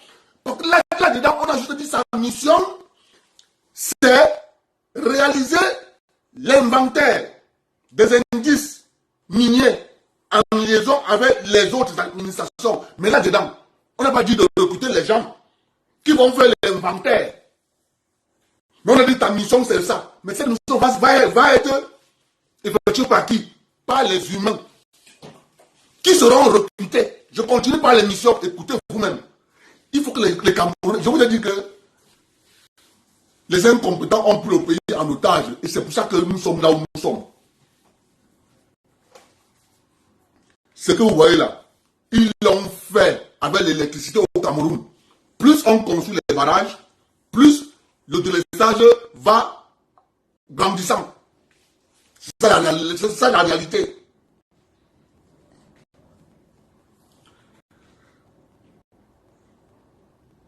À ce titre, elle est chargée de conduire les études relatives à l'exploration, à l'exploitation des substances minérales en liaison avec les autres administrations et les organismes compétents. Dans cette mission, la Sonamine ne recrute pas. Puisqu'on n'a pas parlé de recrutement du personnel, on n'a rien écrit. Ça, on appelle ça un coup d'État. Montrer au peuple camerounais que M. Biya n'est plus fonctionnel. Le moment où nous allons activer le coup d'État en réalité, le peuple camerounais saura que tout ce qu'on invente tous les jours, que haute instruction, haute ceci, haute ceci, haute ceci, haute ceci, en fait, c'est un coup d'État en préparation. À ce titre, elle est chargée notamment de mener les opérations d'achat, de commercialisation des substances minérales pour le compte de l'État. À ce titre, la commercialisation, l'achat, elle ne doit pas recruter. C'est le DG qui doit aller sur le terrain, acheter, recruter, acheter, commercialiser sur le DG. Puisqu'on n'a pas mis là-dedans, il faut qu'il recrute les gens qui doivent faire ce travail, cette mission. On n'a pas mis là qu'il faut recruter. À ce titre, elle est chargée notamment de mener les activités d'exploration et d'exploitation des substances minérales. À ce titre, elle est chargée de promouvoir la transformation et le conditionnement des substances minérales. À ce titre, elle est chargée d'assurer la mise en œuvre des mesures relatives à la restructuration, à la réhabilitation et à la fermeture des sites d'exploitation minière en liaison avec les autres administrations compétentes. À ce titre, elle a notamment pour mission de prendre les participations dans les sociétés exerçant dans le domaine de l'exploration, de l'exploitation, de la commercialisation, du traitement et de la transformation des substances minérales par voie d'apport, de comédie, de souscription, achat et titres et ou droits sociaux, alliances et ou associations en participant elle a pour mission de participer aux négociations et au suivi des exécutions des contrats passés entre l'État et les sociétés minières en liaison avec les autres administrations compétentes. À ce titre, elle est chargée notamment de collecter et de conserver les documentations, la documentation sur les substances minérales et les activités minières en liaison avec le ministère en charge des mines. À ce titre, elle est chargée notamment de contribuer à la promotion, à la transparence dans le secteur minier. À ce titre, elle a pour mission de contribuer à la promotion de l'information géologique et minière en liaison avec les autres administrations compétentes. Je m'arrête là. Donc, voilà les missions de la SONAMIN. Toutes ces missions-là, on n'a pas dit au DG de recruter les gens. Ça, on appelle ça du banditisme. Je continue. Chapitre 3. De la tutelle, du suivi, de la gestion et des performances. Je continue. Chapitre 4. Des organes de gestion. Article 1er, article 8, alinéa 1er, la gestion de la société de la SONAMIN est assurée par trois organes, l'Assemblée générale, le conseil d'administration et la gestion générale. Écoutez, section 1, Assemblée générale. Comment est constituée l'Assemblée générale? Je saute. Section 2, Conseil d'administration. Comment est constituée le Conseil d'administration? Je saute. C'est pour vous montrer qu'à aucun moment on n'a parlé de recrutement. Dans tous ces décrets de la SONAMIN, on n'a écrit nulle part qu'il faut recruter. Pour moi, la combi, vide juridique. Il faut que la SONAMIN aille signer une convention avec le ministère des Mines qui va autoriser au directeur général de la SONAMIN de recruter. C'est ça qu'on appelle le banditisme administratif des Camerounais. C'est pour ça que je vous dis tous les jours que ce ne sont pas les Gabonais qui sont dans l'administration camerounaise. Il n'y a aucun Gabonais qui travaille dans l'administration camerounaise. Il n'y a aucun Centrafricain qui travaille dans l'administration camerounaise.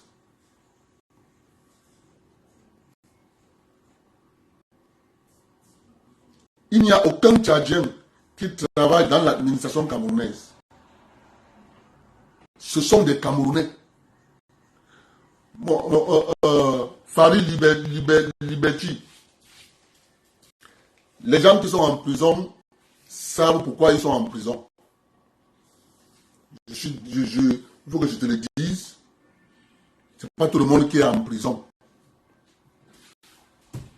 Pas tout le monde qui est en prison, mon frère. Les gens qui sont en prison savent pourquoi ils sont en prison.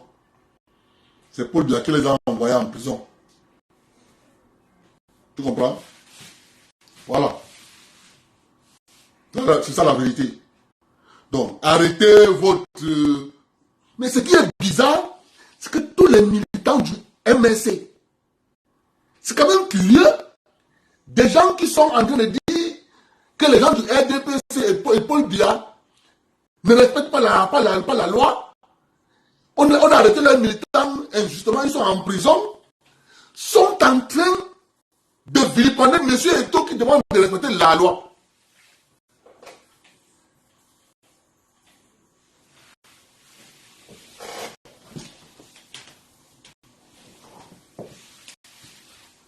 Cette alliance entre le mouvement M et le rassemblement R est quand même curieux.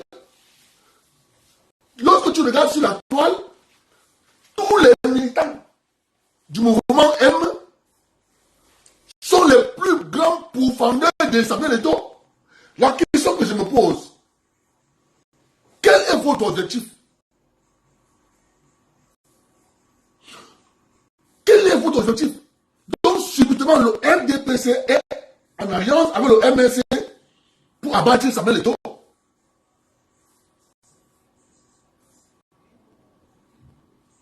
Non, mon cher ami, tu es en train de faire l'amalgame que tu fais. Non. En fait, c'est une fuite en avant que tu es en train de faire. Tu comprends pourquoi on dit que Paul Biya doit mourir au pouvoir? Tu comprends pourquoi? C'est pour ça que nous on dit que Paul Biya doit mourir au pouvoir. Parce que vous n'avez pas du caractère. Vous n'avez pas de la jugeote. Vous n'êtes pas sérieux. Vous n'êtes pas compétent. Vous n'êtes pas honnête envers vous-même.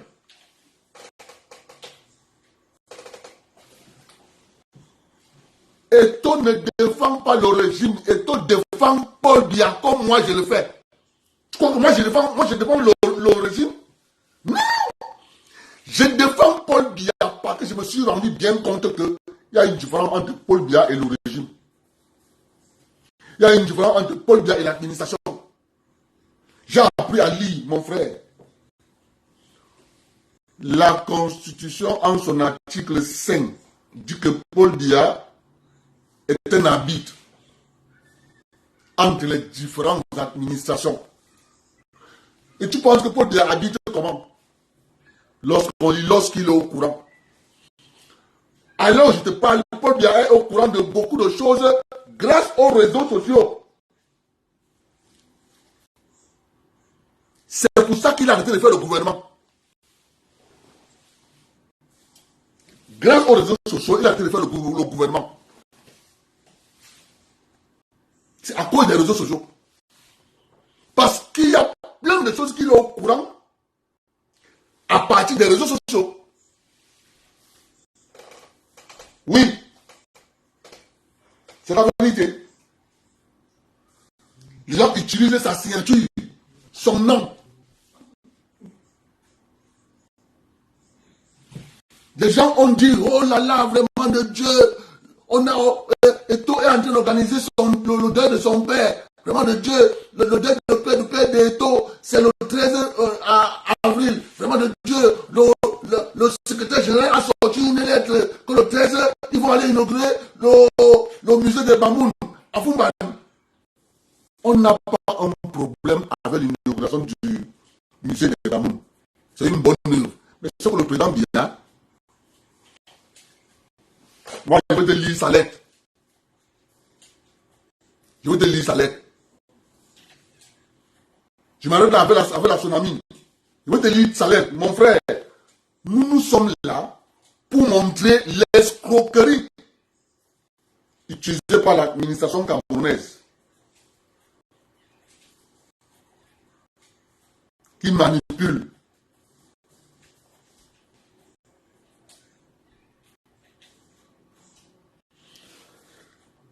Yaoundé, le 4 avril 2024, le ministre directeur du cabinet civil, monsieur le gouverneur de la région du littoral, Douala, objet, obsèque de monsieur David Eto'o, Douala et Ngambé, les 11, 12 et 13 avril 2024. Message, fax. Honneur, vous informez que le chef de l'État a désigné M. Oswald Baboke, stop, directeur adjoint du cabinet civil de la présidente de la République, stop, pour le représenter aux obsèques de M.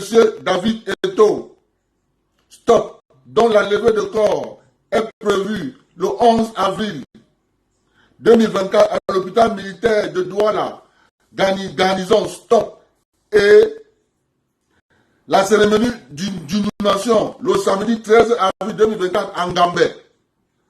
Stop. À cet égard, stop. Vous voulez bien prendre les dispositions usuelles en pareille circonstance. Stop.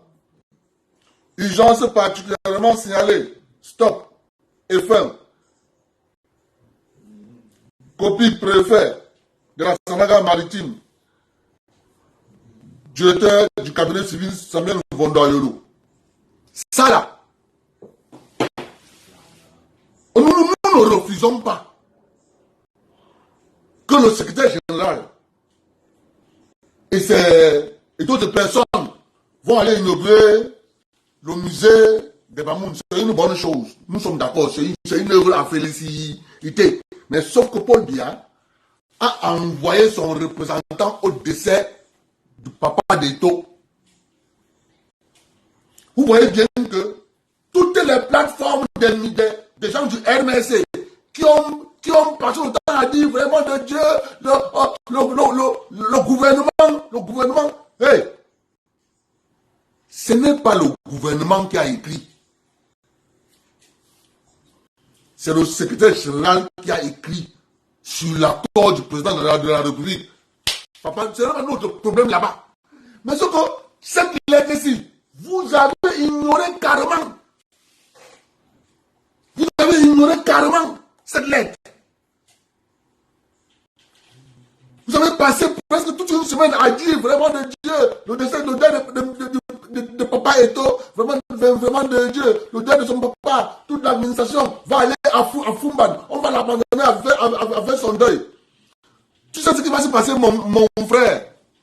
C'est que les gens qui iront à Fumban, on va prendre leur nom.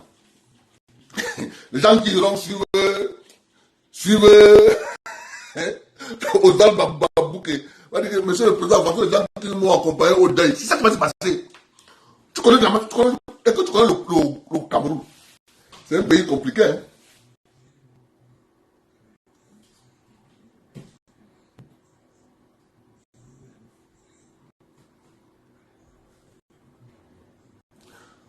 C'est pour ça que nous on dit, Paul Biya doit mourir au pouvoir. Parce que tout autour de lui, il n'y a que des gens. Et écoutez-moi, je vous le dis depuis 2018. Tous ceux qui ont discuté le pouvoir ne l'ont jamais obtenu. Aïssi Vodo a discuté le pouvoir avec Samuel Eboa, paix à leurs âmes. Ils n'ont jamais obtenu. Et Aïssi Vodo a même giflé Paul Biya dans le bureau d'Aïdjo. Paul Biya n'a rien dit. Mais au final, Aïdjo a donné le pouvoir à Paul Biya.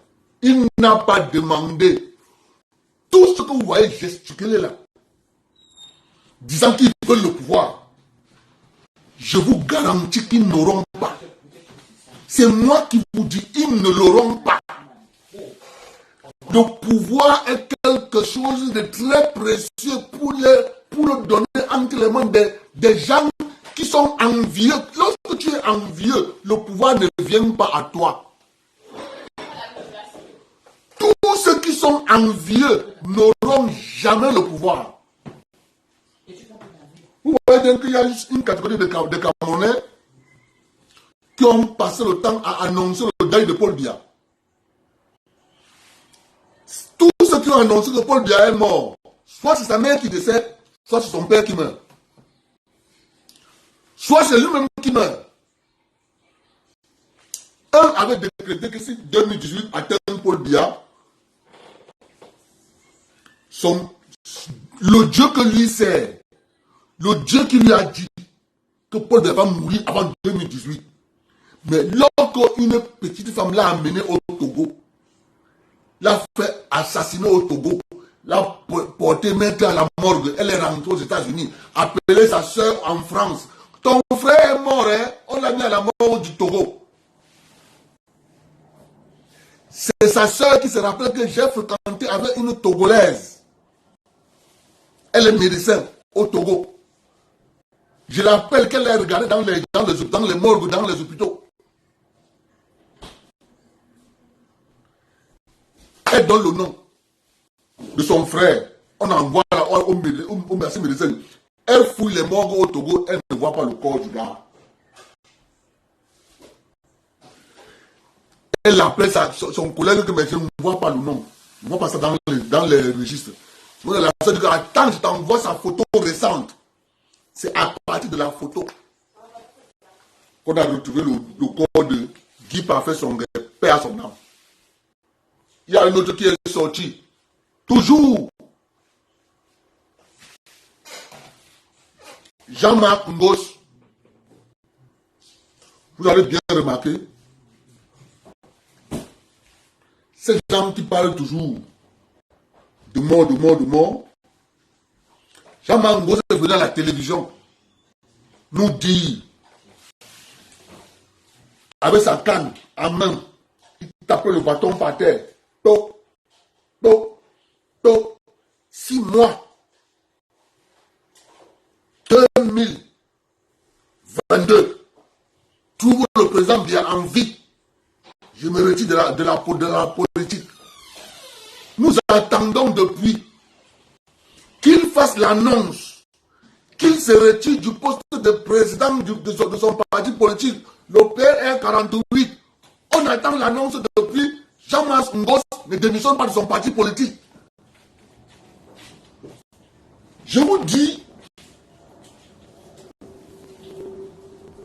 que les envieux n'obtiennent jamais ce qu'ils ont envie.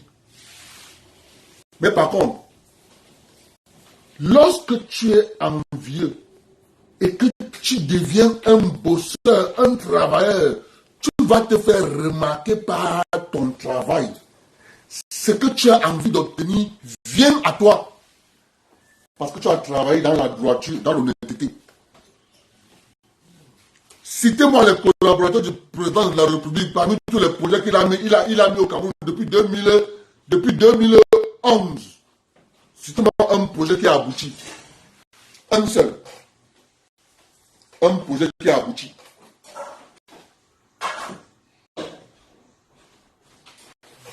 Les Camerounais, je le répète une fois de plus, l'administration camerounaise, c'est la gangrène de notre pays. Vous voyez, les gens vous disent, l'État, c'est l'État qui paye. Non, monsieur, c'est le peuple camerounais qui paye les entraîneurs. Et à chaque fois qu'on répète que l'État qui paye, l'État n'a pas l'argent. C'est le peuple camerounais qui paye l'entraîneur. Ce n'est pas l'État. À force de répéter dans les oreilles des gens que l'État ne paye rien. Celui qui paye les entraîneurs au Cameroun, c'est le peuple camerounais. Ce n'est pas l'État. L'État est un consommateur. L'État consomme seulement. Puisque l'État est comme ce que des fonctionnaires. Donc lorsqu'on répète à longueur de journée que c'est l'État qui paye, c'est l'État qui paye, les gens sont dans l'escroquerie et faire en sorte que les gens se culpabilisent. Non, monsieur, dites à ces gens qui ont ce discours que c'est l'État qui paye que non, c'est le peuple camerounais qui paye.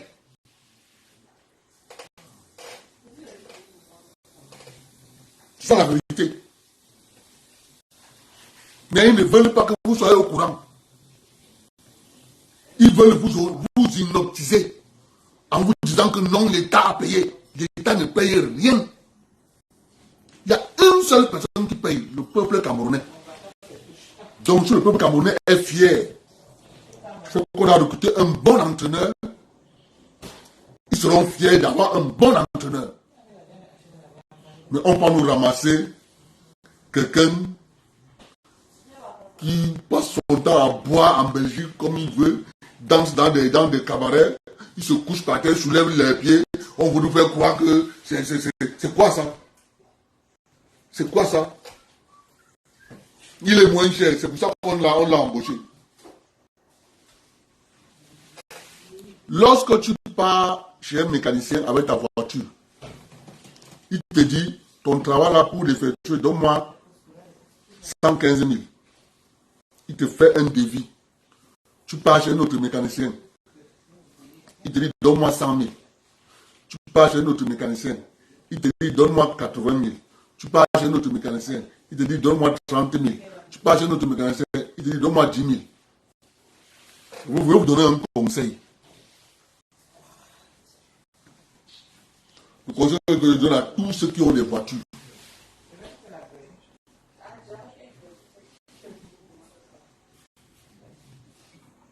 Jugez le mécanicien. Pas par son discours, mais par la manière dont il vous explique le problème de votre voiture.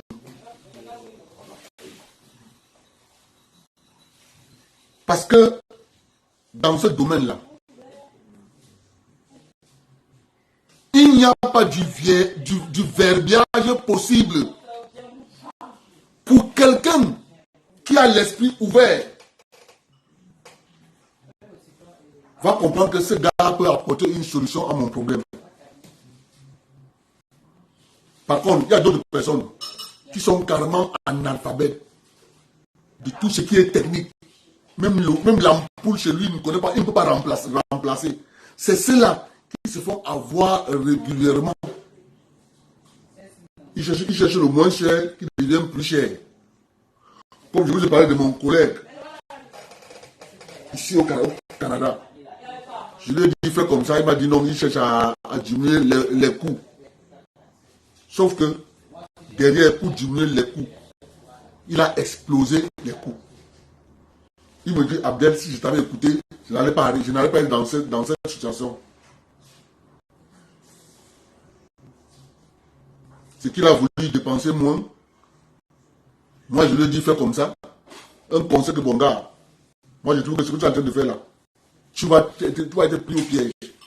Le gars a été pris au piège. Comme je lui avais expliqué. Parce qu'il a voulu diminuer.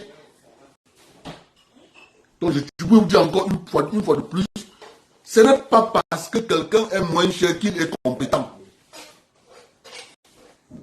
Ouais. Tout un ministère juge la compétence d'un individu parce qu'il est moins cher. Comme il est moins cher, il est compétent. Tout un ministère. Et on verse les gens sur la table, lui, médias, radio, télévision, pour faire croire aux Camerounais que oui, il est moins cher. Ça veut dire qu'il est compétent. Si les Camerounais acceptent ça, que la compétence est égale au moins 10 ans, mon frère,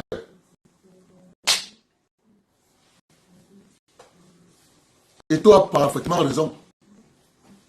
J'ai suivi le premier ministre sénégalais, Ousmane Sonko, dire quelque chose. On ne peut pas continuer à laisser les médiocres diriger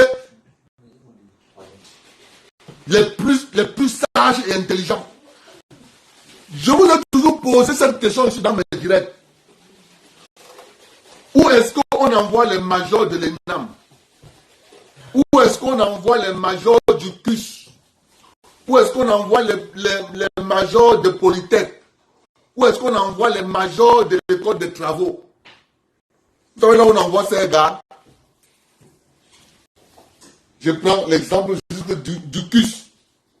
lorsque l'État du Cameroun a formé les médecins et que l'État du Cameroun a pris le nombre qu'il voulait, il va prendre les majors des promotions. Il envoie à l'hôpital général de Douala, de Yaoundé, au classe, hôpital gynéco-obstétrique, partout. Savez-vous où il envoie ceux qui ont obtenu leur doctorat en médecine avec une mention passable? Il les envoie au ministère. Il les envoie au ministère. Que ceux-ci ne peuvent pas exercer malgré qu'ils ont le diplôme de docteur. Je ne prends pas le risque de les envoyer sur le terrain, sinon je vais avoir des problèmes trop. Donc pour mieux avoir ma sécurité garantie, ils peuvent les mettre au ministère. Ils doivent gérer l'administration. Donc, les premiers seront dans le jargon de M. Odjoula. Les premiers seront les derniers et les derniers seront les premiers. Au Cameroun, les majors de la promotion, leur carrière administrative est gérée par donc ceux qui ont obtenu la mention passable, c'est eux qui sont dans les ministères. C'est ça le drame camerounais. C'est à tous les niveaux. C'est pour ça que la carrière administrative des majors devient problématique. Parce que le major de la promotion, dont sa carrière administrative est gérée par quelqu'un qui a obtenu une mention passable, et celui-là va toujours se rappeler que mon promotionnel là, il ne va jamais me montrer en classe. Il te torture. Quand il voit ton dossier au ministère, il s'assoit sur ça. C'est ça la réalité. D'où la réforme des hôpitaux camerounais. Enlever la gestion de la carrière administrative des médecins. Eux qui sont sur le terrain, il faut confier leur carrière à l'institution qui l'emploie. Les détachés de l'administration. Donc l'administration n'enregistre que la décision qui vient de l'hôpital qui emploie le médecin. C'est l'hôpital qui emploie le médecin qui gère sa carrière. Au lieu d'envoyer sa carrière au ministère. Parce qu'au ministère, ce sont ceux qui ont obtenu le doctorat avec mention passable. C'est ça la réalité. Avec les faux diplômes.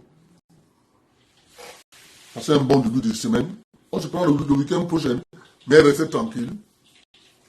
La loi va s'appliquer. Ceux qui chantent partout qu'il y a des vides juridiques, c'est leur problème. Nous, on sait que la loi est claire, limpide pour nous. Quand on parle de gestion, c'est un tout. Pour m'asseoir et faire ce direct, il m'a fallu me rassurer que ma tablette est chargée. Il a fallu me rassurer que mon trépied est là. Il a fallu me rassurer que ma chaise est là. Elle est fonctionnelle. Je peux la lever, je peux la descendre. C'est bon. La chaise est là. Vous comprenez? Ça, ce sont les préparatifs du direct. Donc, je ne dois pas me lever et dire que non, pour faire un direct, il y a les vides juridiques. Donc, comme mon fils ne peut pas donner le trépied, donc, je ne peux pas faire le direct, parce que mon fils ne peut pas donner le trépied. Non! C'est à moi de le faire. Donc, le décret présidentiel de 2014 est un décret complet. C'est juste parce que les fonctionnaires se sont rendus compte que ce décret les enlevait le pouvoir de s'immiscer dans la gestion du football, qu'ils sont allés écrire la convention. Dans cette convention, ils ont utilisé d'autres langages en termes de recrutement. C'est de ça, ce sont des bandits. Lorsqu'ils ont pris le décret, les écartaient, pareil comme on a fait avec la CMC. Ils ont dit, la CMC, Manu Dibango est venu avec les textes qui ne permettent pas à l'administration camerounaise de mettre la main là-bas. Surtout le ministre pour les combis, vous parlez de retrait de l'agrément. Tu ne peux pas retirer l'agrément à l'Africa Foot. Parce que ce que tu as créé là, tu ne connais pas ce que tu vas créer. Donc, comme tu vas te lever, tu vas retirer l'agrément à l'Africa Food, tu vas créer une autre association, tu vas trouver à cette association l'agrément, tu vas organiser les élections dans les 10 régions. Tu vas faire ça en 2 mois. Écoutez-moi les gens. Voilà le petit chantage. Voilà le petit chantage. On va vous retirer l'agrément. Pour que ton association soit reconnue par les instances internationales, il va falloir suivre le processus. Le chantage de l'administration, c'est comme ça. Le problème, c'est l'argent. Les rétrocommissions, l'argent de la Coupe du Monde.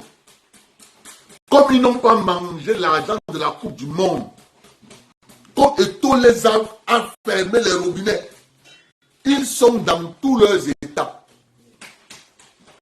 Imaginez-vous, sous Seydou Mbondia, monsieur le ministre avait nommé un agent de liaison à la personne de monsieur Makota. Connaissez-vous son salaire?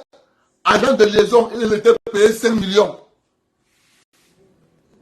Et vous posez la question. Dans l'administration camerounaise, quel est le grade qui autorise à un individu d'être payé 5 millions? Il est agent de liaison.